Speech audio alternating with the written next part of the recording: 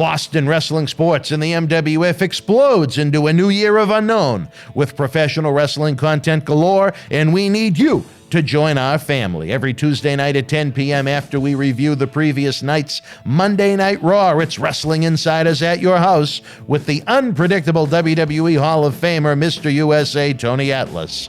Wednesday nights after WWE, NXT, and AEW at 10 p.m., you never know who's going to show up on Wrestling Insiders Special Edition. Every Thursday night at 10 p.m. after our NXT and Dynamite review, it's Marty Jannetty's No Holds Barred Sex, Drugs, and Rock and Roll journey through the 80s and 90s on Wrestling Insiders Party with Marty. Friday nights after the lights go down at the Thunderdome on SmackDown, it's John Cena Sr.'s Wrestling Insiders Fabulous Fridays. Plus, look for classic clips, bonus live episodes, pay-per-view watch-alongs, and more. If you want early, ad-free access to all of our Wrestling Insider talk shows, our acclaimed studio shoot interview DVD library, and to help keep wrestling legends working during the worst of times, for less than a cup of coffee at Starbucks, join our growing family at patreon.com/Boston Wrestling. Expect the unexpected in 2021. This is Mick Foley. This is Harley Race. This is Shelton Benjamin. This is Mr. Wonderful Paul Orndorff. This is the Monster Abyss. And this is Daniel Bryan. This is JBL, and you're watching the MWF. Be there live.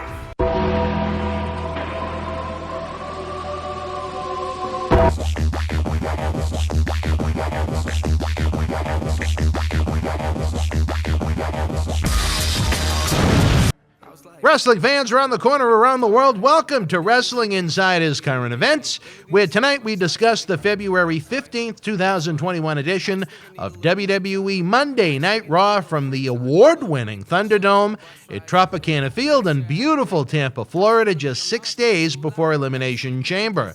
Temperatures are Arctic around the country right now, but not so bad here at MWF Studios.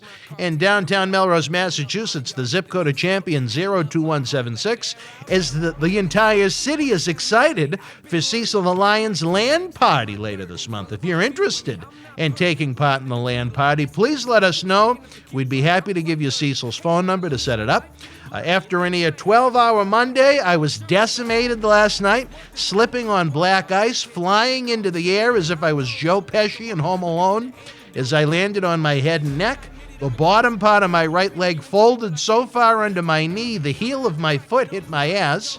The Dan Mirade slides flew into various parts of the sidewalk, my cane onto Main Street. Yet, here I am at my humble abode, fresh after having a beautiful hairstyle done. Wait until the live episodes. Wait until the live episodes from our friends, our dear friends at Noel Salon, 347 Pleasant Street, downtown Malden, Mass. Give them a visit at noelsalon.com. Before we talk Raw tonight, don't forget at the top of the hour at 10 p.m. Eastern, it's Wrestling Insiders at your house with WWE Hall of Famer Mr. USA Tony Atlas. He discusses the pending closing of Kowloon, along with his thoughts on Sasha Banks being named Wrestler of the Year by Sports Illustrated. John Cena Sr. was on fire about that in a recent episode. Let's see what Tony thinks. Tomorrow night at 10, it's Wrestling Insider Special Edition with the return of Savio Vega, where he discusses his WWF television debut at Royal Rumble 1994, Macho Man Randy Savage, the Steiner brothers being Mr. Fuji's young boy, and more. As usual, Thursday at 10 p.m., it's Marty Jannetty's No Holds Barred Sex, Drugs, and Rock and Roll adventure through the 80s and 90s on Wrestling Insiders Party with Marty. And Friday night at 10, when the lights at the Thunderdome go down, John Cena Sr.'s dome is lighting up with interesting insight on Wrestling Insiders Fabulous Fridays. Miss any of the episodes or just want to hang out and chat with friends in the premiere? Join us for Wrestling Insiders Week in Review Saturday nights at 10, where we give you one-stop shopping in one giant supersized episode with every interview from that week. On a more serious note, I have to say our special edition interview with Lee Cole this past Sunday, it is a must. You have to listen to it. Lee is the brother of Tom Cole, the ring boy that was the victim of sexual abuse by former WWF officials in the late 80s and early 90s. If you're unfamiliar with the WWF scandals from 1991 and 1992, you will be shocked by this interview. There were a lot of con men that came out during that time that tried to take down WWF and Vince McMahon with fictitious stories, but there was a lot of truth to a lot of the abuse that some of the ring boys, as they were called, went through. This interview, again, it is a must listen. Unlike the fun we have with Tony and Marty, this is very deep. For me, it was very uncomfortable to sit through, but again, it is a must listen to. Let's run down the rest of the schedule for you, folks. Don't forget, every Saturday, Sunday, and Monday at 2 p.m., we have our Wrestling Insider flashback videos where we take interesting looks at interesting stories, interesting experiences from interesting superstars that will hopefully tempt you to join the Patreon service. Every Tuesday, Thursday, and Saturday night at 9 p.m., we review the previous night's WWE and AEW television programs podcast style. It doesn't matter the day of the week, because every morning at 10 a.m., we have our short WWE history videos where we flash back to results from a live event on that day in history, primarily focused on the 80s and 90s, since that's usually the theme of our Wrestling Insider talk shows. Don't forget, we have 2 big live episodes coming up this week. This Friday night, February the 19th, during SmackDown, Marty Jannetty is going to be with us for a special live appearance and cyber autograph signing. Then, Sunday night, it's WWE Elimination Chamber. We're going to have a pay-per-view watch-along party, and Marty is going to be with us. Don't you miss that. Don't watch the pay-per-views alone. Fire up WWE Network, then join us on a second screen to enjoy the show with your friends here at Boston Wrestling. With coronavirus killing nightlife, don't forget our eBay store. It's open 24/7, baby. Great, rare wrestling merchandise from every era, and each purchase gets you a shout-out from Tony Atlas on Wrestling Insiders at your house. Check out the link in the description box below. Our Patreon service is chugging along. It's growing with early ad-free access to our Wrestling Insiders in-studio shoot interview talk shows, access to our world-renowned studio shoot interview DVD library that's been seen by millions online and millions more on The Howard Stern Show. There's also exclusive Patreon content, plus you help keep professional wrestling legends working during the worst of times for them, going on 11 months of lost bookings from independent wrestling shows, from autograph signings, from fan fests. Check it out, patreon.com/Boston Wrestling. It's less than the cost of a cup of coffee at Starbucks. You cannot go wrong. Finally, the big one. If you enjoy our programs, hit the thumbs up button.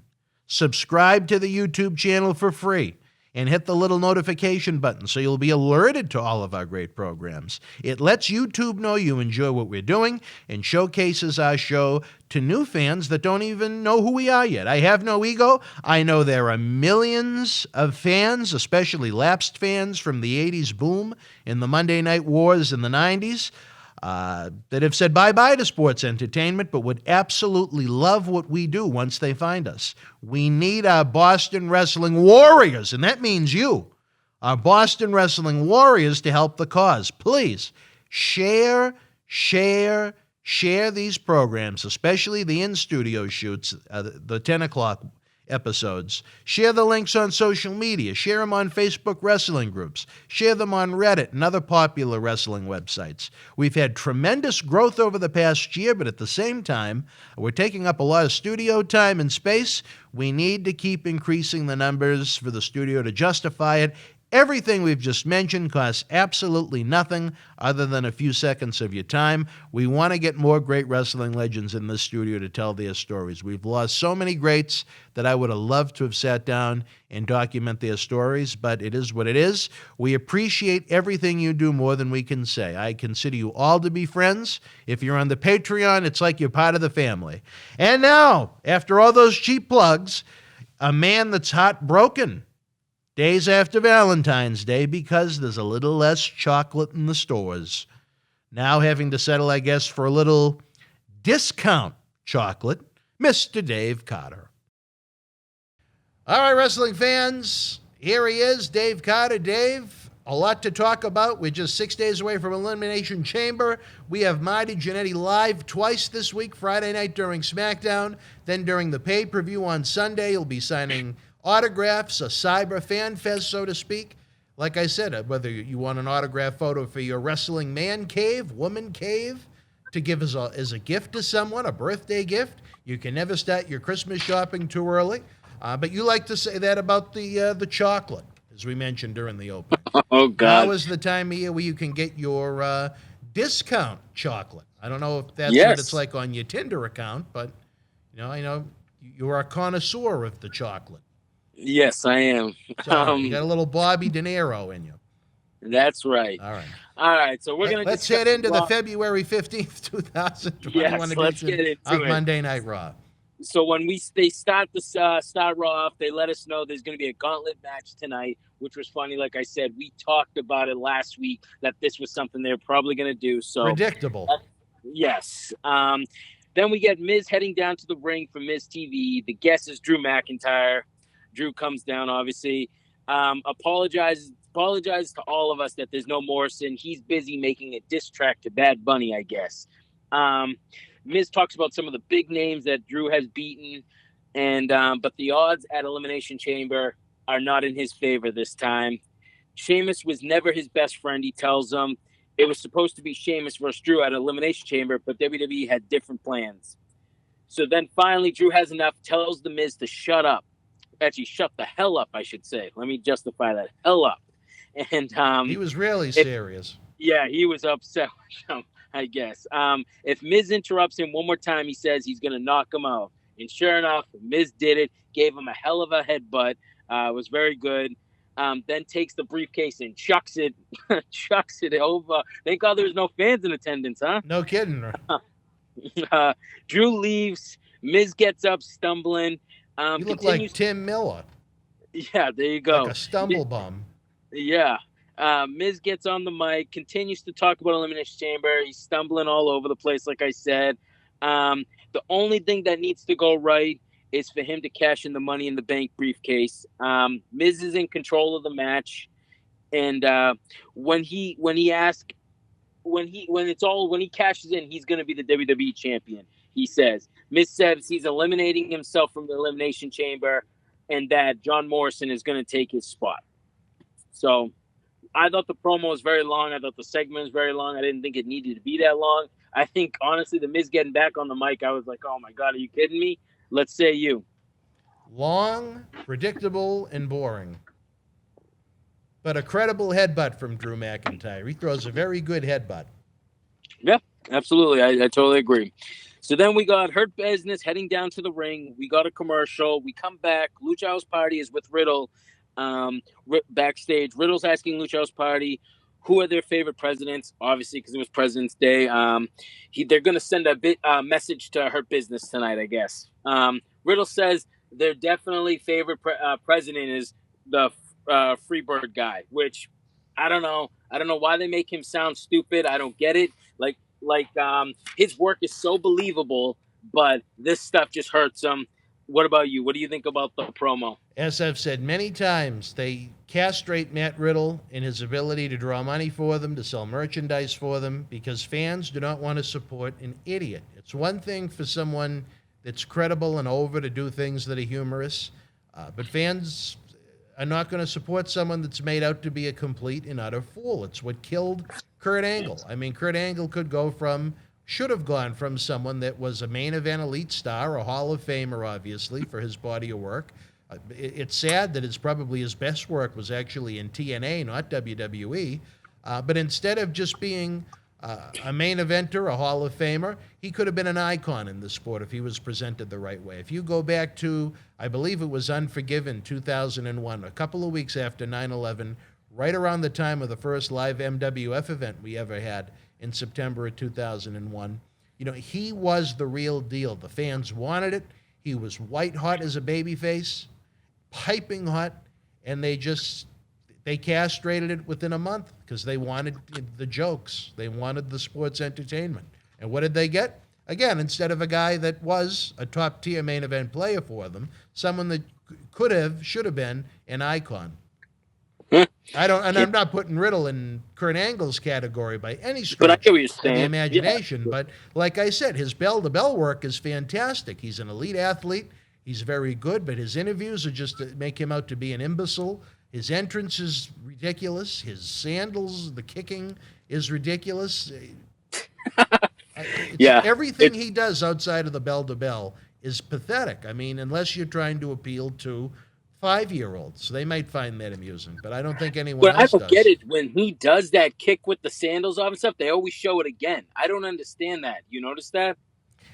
I'm going to guess that Vince McMahon or a high-ranking official really gets a kick out of it, for no pun intended. But yeah, I don't know. All right, so we got into the match, which we got a match out of it, which was Lucha House Party and Riddle versus Cedric, Sheldon, MVP. Bobby Lashley shown out back, watching along. Lucha House Party's great. I think they should be in 205 Live. I don't think they're going to do real good on the main roster. They'll get lost in the shuffle. It was a good match.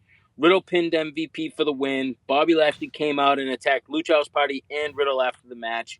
Puts Riddle in the Hurt Lock, basically swinging him around in it until he's out cold. Cedric didn't show. You know what I noticed about this is because we were talking about last week. Is Cedric didn't show anything about turning this week, so maybe that was just a little something, and they said, "Oh crap, what are we doing?" I don't know. I was pleased with that. The match itself was fine. As long as MVP is the guy taking the pinfalls for the Hurt Business, I think that's fine. Riddle, obviously, he should go over and get the win headed into a U.S. title match at the pay-per-view. But the problem with that is he's done so many clean jobs lately. How do you take him as a credible challenger to face Lashley on the pay-per-view?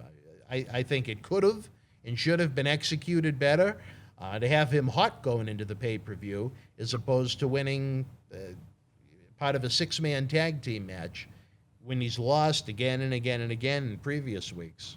It doesn't seem like there was a lot of long-term thought and planning put into it. Yep, I mean, I totally agree.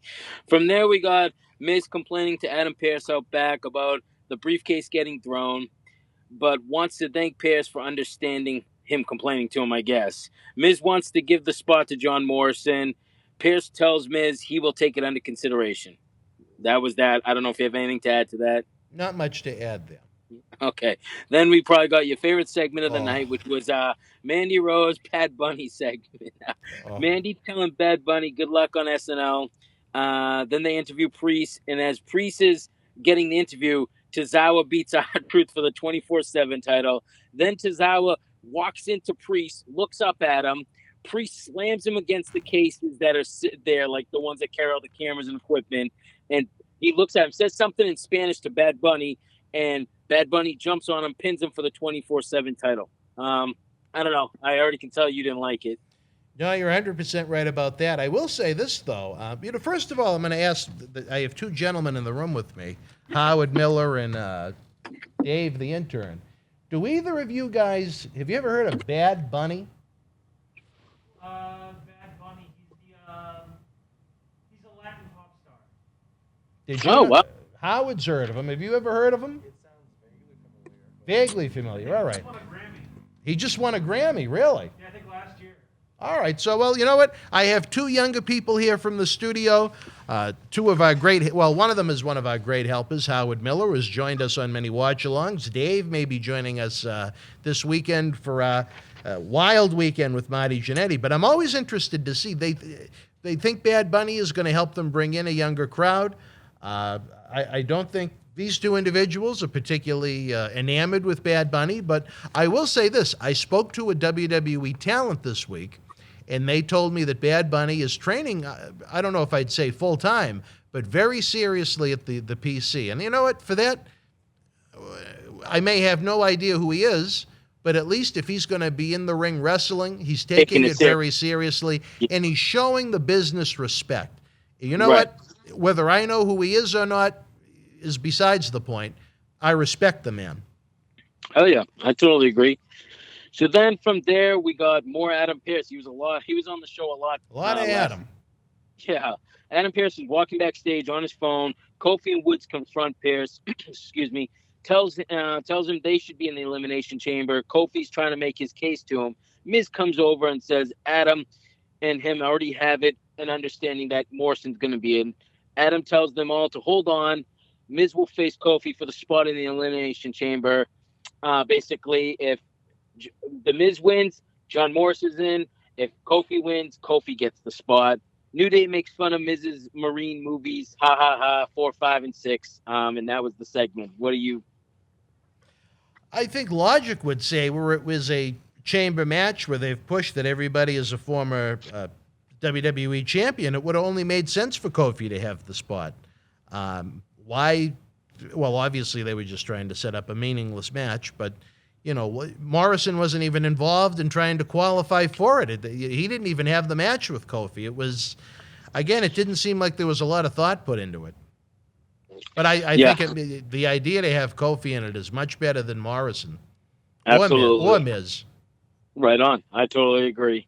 From there, we got a nice segment, video package of the past Elimination Chamber, some big moments in them. I'm guessing you have nothing to say about that. I'll say this. I'm thrilled that there's not a women's chamber match this year. Oh, okay. I hate what they did where they added all the padding on the chamber floor to make it so it's not so hot on their bodies. The match is what the match is. You know what? Why have to change everything just to go this PC route with the women? I can't think of. Well, I'm sure there are some fans that do enjoy the product as it is right now. But there's so many fans that are gone that would have no interest in coming back to watch the product to see women's Hell in the Cell matches that suck, women's Elimination Chamber matches that suck, women's Royal Rumbles that suck, women's tag team tournaments that suck, and so on and so forth. So I'm glad this year it's just, and I hate the fact that there's 2 Elimination Chamber matches. It waters it down. They didn't need to do the one on the SmackDown side. But you know what? Again, they didn't call and ask for my opinion. But guess what? The next segment was a women's match, so that makes you happy, right? Oh, I got a lot to say about this one, but go ahead. I figured. I knew you would right when the main thing happened. Charlotte Flair and Asuka versus Lacey Evans with Ric Flair and Peyton Royce. Lacey comes down talking on the mic. Thanks Charlotte for getting DQ'd last week. Now she's going to get her chance at the WWE Women's title. Peyton and Lacey bring Charlotte a little candy that says "Bite me" on it. One of those little heart candies. She wants the Raw Women's Championship. Finally, Asuka and the match started. Asuka and Charlotte are a great team because they're both fantastic workers. Lacey Evans won't tag in during the match at all. She doesn't tag in. Peyton keeps on reaching out, won't.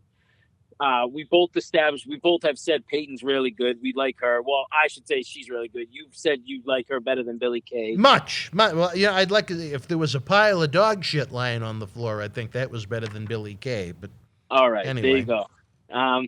Evans finally gets tagged in, but she doesn't. She walks away. She gets on the mic and says she's pregnant. And then Ric Flair, I couldn't stop. Ric Flair just started celebrating, making me think that he's the dad. Charlotte looks befuddled, looks confused, doesn't understand. One thing I got to say is at first, I didn't think it was a real storyline. I didn't know she was pregnant for real, but I know you're going to go off on this because you did the same thing with Becky, so I'll let you take this one. For the match itself, it felt like the Monday Night Wars over again, where the matches just end without a finish or a decision. I guess you call that a no contest. I hate that. It should have, if nothing else, they should have at least announced it as a count-out. That's my thought on the match itself. If Evans walked out on the match, she should have been counted out. Simple. Those are the rules, or it should be the rules, of what's being presented. Yet another thing to kill their credibility in their own presentation that they choose to kill. Lacey announces she's pregnant, and Rick says, "Call me daddy." I thought that was hysterical. I thought it was great.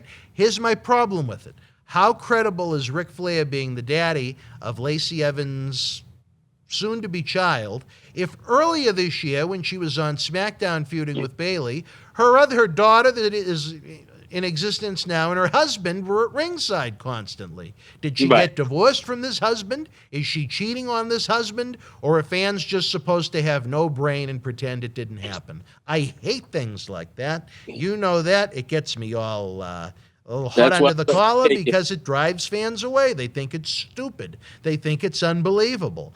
I loved the Lacey, Charlotte, and Rick program, as I think I said many times.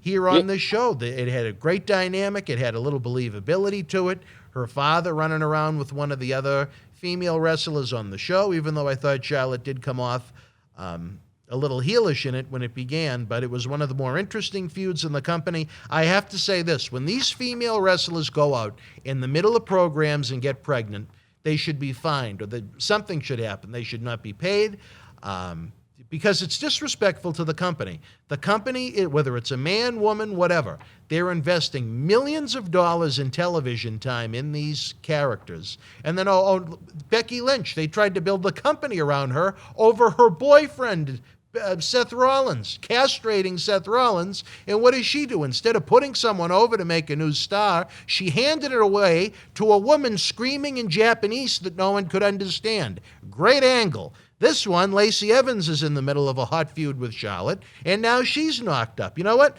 I know in Hollywood, those studios have contracts, have clauses in the contracts in regards to pregnancy. Respect the company you work for if they're putting you on television to be an active competitor. If you want to have a kid, that's great. Having kids in your life is a great thing. I can attest to that with the little Mirades. But the thing is, be a responsible and respectful professional and plan it. Tell the company you want to do it. Take some time off. Go do it. Come back whenever. To get knocked up in the middle of a great vendetta that was just starting is so irresponsible and disrespectful to the company. I couldn't believe what happened with Becky Lynch earlier this year, and I'm just as disgusted with this. And I've told you, I think Lacey Evans, the gimmick is fantastic. Her as the lady. I thought the pairing of her and Ric Flair was fantastic. I thought you could have some great, if not great wrestling matches, at least cat fights with her and Charlotte. If they could somehow get the championship belt on one of the two of them, even make for a great WrestleMania match. And you know me, I really don't like the women's wrestling a lot of the times. Right. I thought there was some great potential in this, and she just pissed on it. For what? Yeah, well, and again, that's almost disrespectful to the child she's pregnant with. But again, completely disrespectful to a company that has invested literally millions of dollars in television time on that woman. Right. I hope there's some kind of a fine, or I don't know what, but it's disrespectful to the company. I'm all for people having families. Again, it's one of the great things that'll ever happen to Lacey Evans. But she should not have done it now. She should have been responsible and respectful to this company that has invested so much in her. Absolutely. That's why I let you take that one, because I knew you'd have a lot to say about it. If nothing else, how about, wait until after WrestleMania. Right. Go through this program with Rick and Charlotte. Get a nice WrestleMania payoff, and then say, okay, I'm taking some time off. I want to go have another child. What more can I say? I know, I get you. From there, we had an interview with Sheamus. Sheamus says he shouldn't have to be in the match. It wasn't what was planned for him, but he's going to win the match anyways. Tells us how it's going to go. Basically said the outcome is going to be him being the WWE champion. Quick, simple, easy. I don't know. Anything you have to add to it? No, I don't have much to add about Sheamus interviews. Then we got the match. We got Kofi with Xavier Woods versus The Miz. Both veterans of the ring, so you knew it was going to be a good match, and it really was. It was long, but I kind of expected that. Action was good. I mean, Miz is definitely a good worker. Like you said, his time has come, though, to be, on top. So, whatever. They had great reversals, great pinning combinations, I thought. Kofi pinned The Miz to gain the open spot for the Elimination Chamber. What did you think of the match finish? Match was fine. Again, I don't know why he wasn't competing against Morrison. I think that would have had a lot more logic to it. Right. It certainly makes for a better match on pay-per-view. I love the idea that Kofi's in the chamber, a much better athlete, former world champion, so he does have that credibility going for him.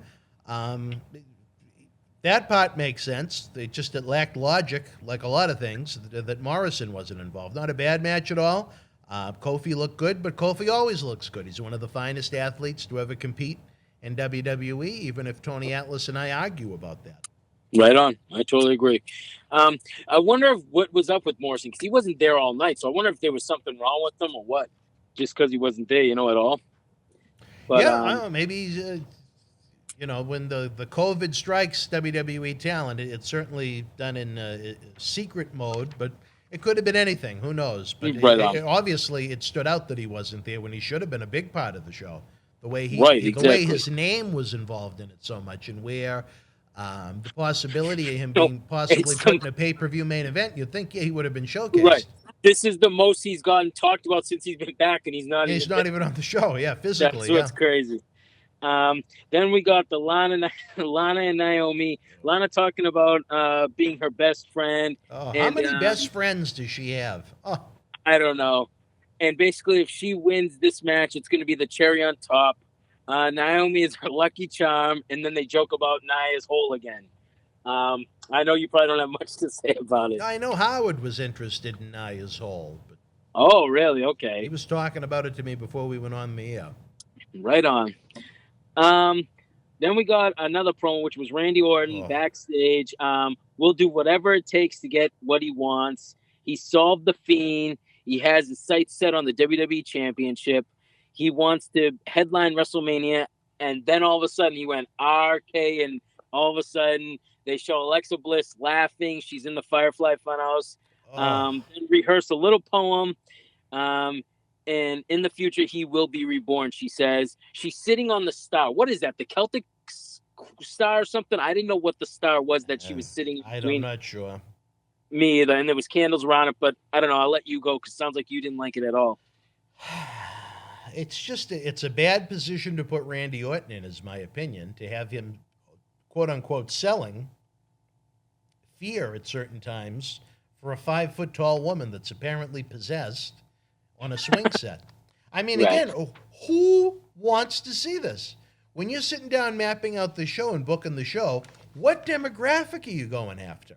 I'm not going to lie. I do like some of the Firefly Funhouse You stuff. like possessed Alexa Bliss. Well, let me say, I like some of the Firefly Funhouse stuff, but I like when the Fiend's involved or Bray's involved. Just Alexa by herself, like you said, it's more kiddie stuff. So, and Randy shouldn't be bowing down to her, like you're saying. So that stuff I'm not too big fond on, but the other stuff I am. I do like the Firefly Funhouse. I think it's funny. I love when Vince McMahon makes his little appearance as I think that shit's funny. No, I know you don't. I know you don't like that. It adds a little layer to something else on Raw. That's the way I look at it. Instead of just having a match I promo. wish Randy Orton lit the Firefly Funhouse on fire and done away with that. To me, it's childish. I love the Fiend. It is. I love the Fiend, but I think it hurts Fiend having him do these Mr. Rogers segments with Alexa Bliss. So you don't like any of them. Childish. I don't like. I hate it. So you haven't liked it from the beginning, even No. when he would just be no. Wow. I love Fiend. I love him as Fiend. I hate the other nonsense. So how would the thing is though? My thing is how would you present him as the Fiend then? Because he's not supposed to be able to talk or anything. So you kind of almost have to have like. That's I just all. don't- Why does he need to talk? Well, because How many times no, I'm not in saying he horror does. movies? How many times has Michael Myers spoken? How many No, times I has think- Jason spoken in Friday the 13th? my thing is that I think isn't it almost like it's like three faces of Foley, except it's three faces of Wyatt. You got Bray Wyatt, you have him as the Mr. Yeah. Rogers Wyatt, and then you have him as the Fiend too. I don't know. I thought that's what they were gonna. Honestly Let thought. me ask you this, buddy. What Royal Rumble are we going to be sitting in the studio doing a watch along and we get Waylon Mercy, Bray Wyatt, Mr. Rogers, Bray Wyatt, and the Fiend all doing the Mick Foley thing from '98? You think that's gonna happen? Were you asking me? Oh, someday, yeah. Yeah. What Yeah, year? I mean- What year? I would bet it a good chunk of money that it'll happen. It's just a question of I the thought year. it was gonna. Honestly, when I was watching the Rumble, I thought that was gonna happen this year. As that's how he was gonna come back, like do all three, just because that's happened before with Foley. But I anyway, think they'll so wait until he's older to do that. yeah, that's cool with too. the Fiend being the way the gimmick is right now, I think that would be a horrendous idea. But somewhere down the road, once it becomes a little older and stale, that's a fun little thing I could see them doing at a Rumble. Who knows? Right. Then we got Lana with Naomi versus Shayna Baszler with Nia Jax. Well, The Herman. match was no good. It was just, I don't know why they didn't just end it quick. They had to draw it out. I mean, it wasn't that long, but they had to draw it out. Lana actually got some offense in, which I don't understand why. Shayna should have just squashed her and should have been over. Jax goes after Naomi outside the ring. She gets slammed into the stairs. Shayna takes Lana. I mean, Shayna grabs Lana in her submission move and makes her tap. I don't know. It is what it was. Yeah, it sucked. Yeah, I mean, again, why continue to put Lana in the ring when you know the matches are never going to be any good and no fan really has interest in seeing them? She's a lovely woman, beautiful lady, sexy lady, but I mean, you know what? If I want, there's a million different ways you can see a sexy woman if you want.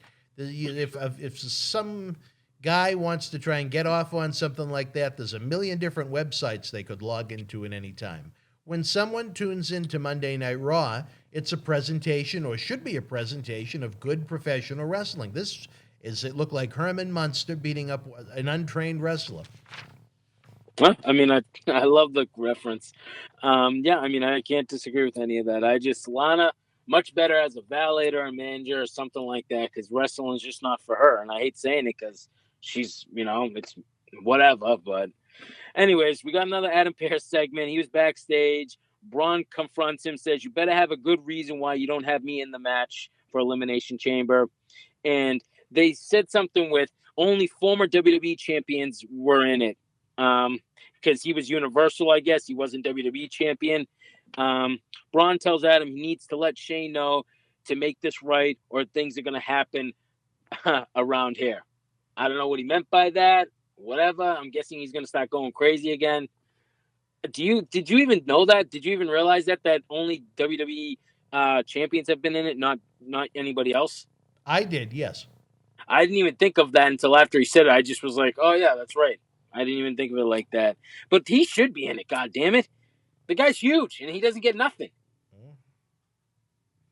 Well, again, I have to tear this apart. I have to tear this apart.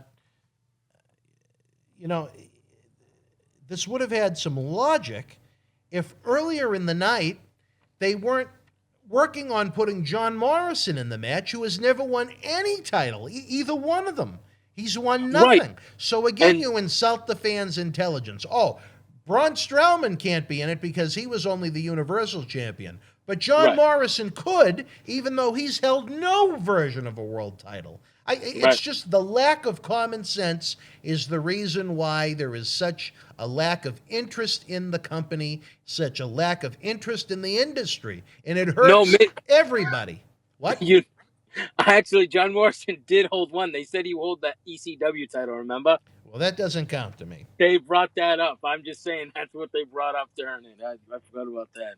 Go ahead. You can finish. Sorry. That was pretty much it. I hate lazy creative. I hate when you insult the fans' intelligence. The fans are the lifeline of our industry. If you disrespect the fans, they're not going to stick around. Look at the ratings. So then this was pretty much the main event start right here, and then we got that long gauntlet match, so I'll just kick it off. AJ Styles was in the ring, talks about how Kofi wants to create Kofi Mania 2. AJ is going to crush all that, tells Kofi to be positive and just be happy that he's in the ring with him. AJ is going to give you an example tonight on how to mow through everybody, how he's going to mow through everyone in the gauntlet match.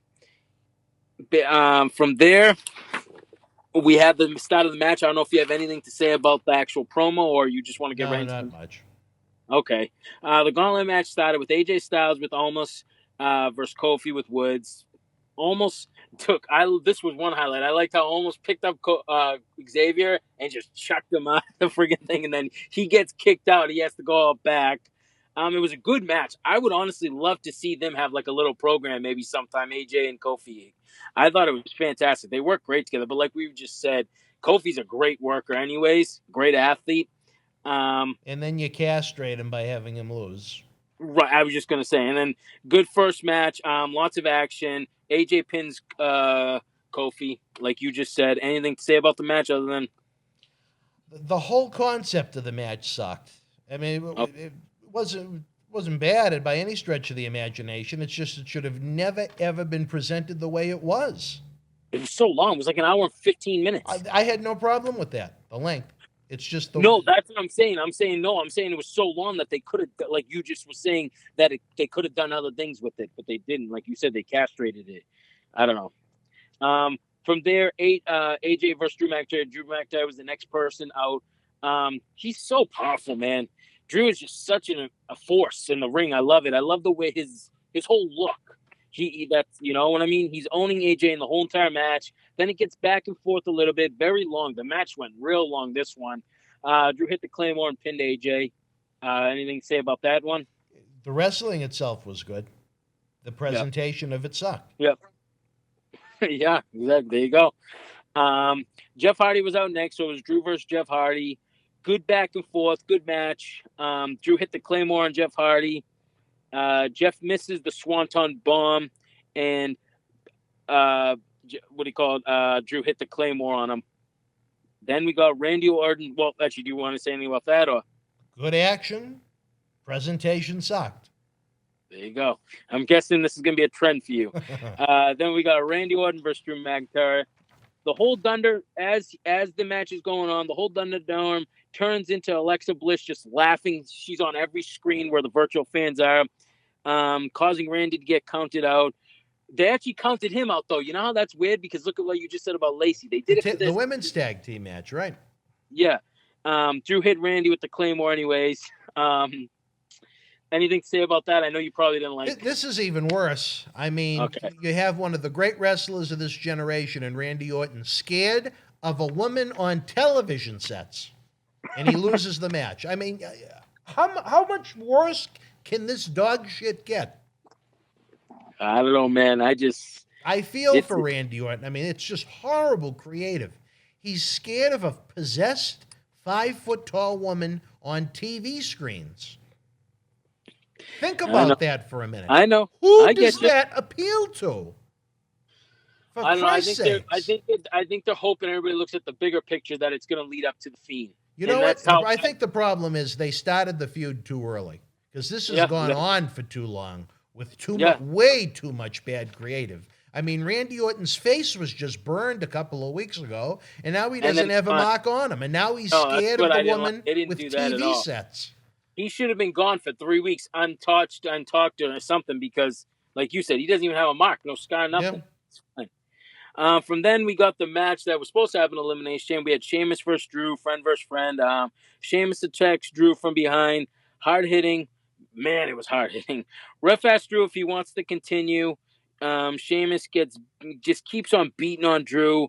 It was basically back and forth for a little bit there. Finally, Sheamus hit the bro kick on Drew to pin him.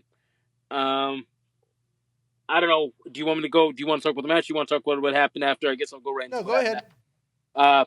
Sheamus now is the last one to enter the chamber. We already know who's gonna be the last one to get in. It's probably gonna come down to them too, I'm guessing, at the chamber, but now we know who it is. Gets on the mic and says he just beat the WWE champion and that Drew can't beat him. He's tried multiple times and never has beaten him. And then they went off the air. What did you think of the whole entire thing? Well, we already know pretty much. I'll say this. As far as the finish goes, if it was under different circumstances, I would have said great finish. The problem is, again, as I've noted, I would not have Drew McIntyre take a pinfall from anyone until crowds are let back into the arenas so they can gauge just how over Drew McIntyre is. Is he a main event guy? Is he someone they can make the face of the company? It's one thing to look at Twitter metrics. You really can't get that type of organic reaction through Thunderdome television sets. Right finish, wrong person, I guess maybe is the best way to put it. As far as the overall presentation goes, what the fuck was the difference between what they did last night and what they're going to do in Elimination Chamber, other than the fact that it's going to be inside of the chamber? You had all 6 guys competing each other. 5 of them laid down and did jobs. I mean, why go out of your way to watch the pay-per-view after what they just presented? The whole show of Raw last night should have been a themed Beat the Clock Raw. All 6 of these guys should have had beat the clock matches, and whoever had, you know how it goes. Whoever had the quickest win goes in last. Whoever had the longest win goes in first, and so on and so forth. But I'll die if friggin' this is how it ends up being too, like the ending, like this is how it all gets set up. AJ versus, you know what I mean, this person, and AJ versus this, AJ gets picked. Imagine it just goes like that in the Elimination Chamber. They didn't do no creative to even change it up. It's just all 6 of those guys should have gone into the pay-per-view with wins, and instead, 5 of them took pinfall losses. Well, no, Right, I'm sorry, exactly. 4 of them. Randy Orton got counted out. So what Well, you that's what- basically have is a bunch of guys going into the main event that all lost on Raw this week. Where is the common sense and logic to that? I don't know though. Like I said though, do you think they'll do this? Like how they just did this match? Do you think this is how they'll do this? As far as the order of entry? Like Elimination Chamber, same exact way.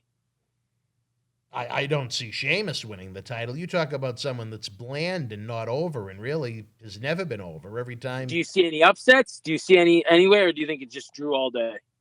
I think it's Drew all day. All right. How the order of entry, the order of elimination, I have no idea and don't particularly care after last night. But I would be astonished if Drew didn't leave the chamber with the title. Orton doesn't need it. Right, and that's the thing is I don't see anybody but Drew winning because I mean, who else is Kofi, gonna as be? I hate to say it, Kofi Mania was a complete and utter failure, like everything else was in 2019 when they went with what the internet wanted with Kofi and Becky Lynch and Seth Rollins. You had a period where it was so bad. Look at all the house shows they had to cancel in 2019 because no one wanted to go and see it. Oh, I know it's so true. I think the world of Kofi. I love Kofi. Kofi was in Right. the MWF. I mean, AJ Styles, he's been in the MWF. But I mean, would he make a credible champion with all of his losses and the nonsense that they've done with him? And that's a world-class athlete. Right, exactly. The only person I could possibly see leaving with it is Orton, but with the program that Orton's in right now with Fiend, it doesn't need it. The feud doesn't need it, and Orton doesn't need it. So Plus, we haven't seen the Fiend, so it's like, do you think he shows up at Elimination Chamber? I think it's too soon if they're going to do it at WrestleMania. Right. Because you still have Fastlane on March 21st that we have to get through. It's a lot. I would move Royal Rumble. I hate to say it because it's such a great January tradition, but there's just too much time between the Rumble and WrestleMania. And it leads to a lot of bad creative because they, for whatever reason, they want to have almost every superstar they have to have on television 52 weeks a year unless they're injured, which is why they're all overexposed. And there's no reason for anyone to go out of their way to want to watch them or want to see them because they know they're going to be there every week. That's why I enjoy Brock Lesnar so much when he was under contract with them. Because when he was around, you knew something interesting was going to happen because he wasn't around much. Right, exactly. And that's my thing. That's why I think part of the reason why Fiend is so over. When Fiend is Fiend, he doesn't exactly appear as that on a weekly basis. Right. Well, and that's the thing is, I don't know. The only good thing if the Fiend comes back, maybe you won't get any more Alexa Bliss segments laughing and shit. Well, like I said, I enjoy Fiend. I look forward to Fiend's return. I hate the Mr. Rogers segments. Yeah, I think like you said, they overdo them. Now they're every single week. It should have been sprung out. Like maybe one here, 3 weeks later, maybe another one, something. I don't know. But what do you grade? You want me to go first? You go first, brother. I'm gonna go with the 6 out of 10. Oh my! Really? Wow. All right, keep going. I'm going to go 6 out of 10. I think the matches were great. A lot of Adam Pearce, a lot of women, the stuff that happened with the women. But the matches were great. I like some of the segments. I think a 6. I'm going to go 6. I'm not going to change it. I was going to go 5. Go with your gut. Go with what you said. That's what I always say. Go with what you think at the end of the show. Yeah, I'm guessing you went real low because of what you said to me. So go ahead, Dan. You tell me. I gave it a 4 out of 10. And the only reason I went that high for a show that I decimated in this review is because the actual action was pretty good.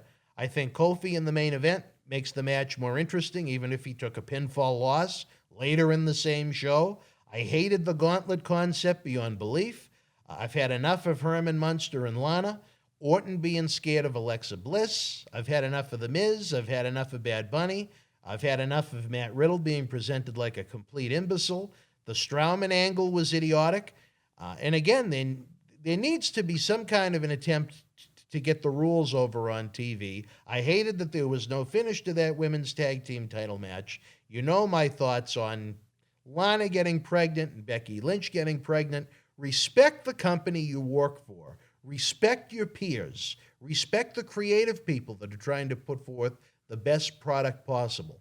Respect all of the people that laid down for you to get you over. Respect the fact that WWE invests millions of dollars on these talents in television time to try and make them superstars. You know, if you wanted to take time off, if you want to take time off to start a family, I think that's a wonderful thing. But do it the right way. Plan ahead and let the company come up with a creative way to let you exit the stage. Yeah, So I give it a 4 based upon just great. Most of the match, there was really nothing other than the Lana match. There was nothing that was really horrible on the show as far as the in-ring. It's just the concepts are so bad and illogical, it isn't even funny. It sucks. It's too bad. Well, hopefully the event this weekend will definitely be a lot better, so we have to look forward to that. Well, what we have to look forward to Sunday night during the Elimination Chamber pay-per-view, again, the former rocker, the man that loves to rock, Marty Jannetty is going to be with us not once but twice this weekend for live episodes. As I noted, he'll be with us Friday night during SmackDown, doing cyber autographs and talking with the fans, and he will be part of our Royal Rumble watch-along party. We had a lot of fun during NXT TakeOver this weekend with Dave. We had a lot of, I enjoyed the Royal Rumble watch-along. It was kind of a rough night for John Cena Sr., but it's always up to the fans to see what they have to say. Hopefully our good friend Howard Miller will pop by. We have a great crew. I know even Jackie the Joke Man is someone that's been discussed by a lot of the fans. Socko in his salmon pants, I do not believe will be with us, but seems to make a lot of people happy. I don't know. I like Socko. I think Socko, under the right circumstances, could add a lot to our great talk shows and programs, but sometimes you got to make your own decisions in life is the way I look at it. As we exit Monday Night Raw, Dave, any interesting news and notes we should discuss? Not really. No. I mean, the main thing was about Lacey being pregnant, and then other than Tony Khan having a lot of fear saying that he would love to work with WWE, but because how they've been working with Impact, but that's never going to happen. Right. But that was really the only thing I've seen that was even worth mentioning. Nothing. It's been a slow week, which is, I guess, good right now. What are we going to do? All right. Well, that about wraps it up, folks. Don't remember it. Don't remember. No, please remember. Please remember at the top of the hour, we have WWE Hall of Famer Mr. USA, 10 p.m. He shoots on the pending closing of the world-famous Kowloon Entertainment and Dining Complex, a place that has meant so much to us here at Boston Wrestling MWF, as well as shooting on Sasha Banks being named Wrestler of the Year by Sports Illustrated. John Cena Sr. and I had a lot to say about that on a recent episode of Wrestling Insider's Fabulous Fridays. Let's see what the Hall of Famer thinks about it at 10 p.m. And don't forget, tomorrow night at 10, it's the return of the veteran Savio Vega. Again, Savio discusses his television debut as Quang at Royal Rumble 1994, talks a little bit about Macho Man Randy Savage, the Steiner brothers, how he was Mr. Fuji's young boy early on in WWF. Great episode. Great to have the rotating guests on Wrestling Insider Special Edition Wednesday night at 10. We hope you're going to join us for all of our great talk shows this week. And again, all the big live specials we have coming up, Dave. I think for you, the only thing better than that was the variety and the selection of chocolate leading up to Valentine's Day. You betcha, buddy. Oh, regular God. Chocolate, milk chocolate, but your favorite, the dark chocolate. Oh, yeah. You love the dark chocolate. Yes. All right. Finger licking good like KFC. Yeah, absolutely. I'm hearing the cue. I hear the music in the background for Mr. Dave Carter. He will be back with us Thursday night at 9 for our AEW and NXT review. I'm Dan Mirade. We'll see you at 10 o'clock. Tony Atlas. Good night, folks. World Wrestling Federation was live at the Wheeling Civic Center in Wheeling, West Virginia, Friday, February the 16th, 1990. In the opening contest, Greg the Hammer Valentine beat Sam Houston. Bret Hitman Hart with the win over the Genius. Bob Bradley defeated Jim Powers. Hacksaw Jim Duggan victorious over Mr. Perfect. The Bushwhackers beat the Bolsheviks. The Red Rooster with the win over the Black Knight. And in the main event, Dusty Rhodes defeated Macho King Randy Savage via countout. If you were in Wheeling live, share your memories in the comment section below. Use the links in the description box to keep Wrestling Legends working in our eBay store and on our acclaimed Patreon streaming service so we can bring you more interactive superstar shoot interviews to relive the good old days of professional wrestling. Check it out. Boston Wrestling Sports in the MWF explodes into a new year with professional wrestling content galore and need you to join our family. Every Tuesday night at 10 p.m. after our Monday Night Raw review, it's Wrestling Insiders at your house with WWE Hall of Famer Mr. USA Tony Atlas. Wednesday nights at 10 p.m. after NXT and AEW, join rotating legends on Wrestling Insiders Special Edition. Every Thursday night at 10 p.m. after our NXT and Dynamite review, it's Marty Jannetty's No Holds Barred Sex, Drugs, and Rock and Roll journey on Wrestling Insiders Party with Marty. Friday night after SmackDown, don't miss John Cena Sr.'s Wrestling Insiders Fabulous Fridays. Plus, look for classic clips, history videos, bonus live episodes, pay-per-view, watch-alongs, and more. For less than a cup of coffee at Starbucks, get early ad-free access to our Wrestling Insider talk shows, our acclaimed studio shoot interview DVD library, and help keep Wrestling Legends working during the worst of times. Join our growing family at patreon.com/Boston Wrestling. Expect the unexpected in 2021.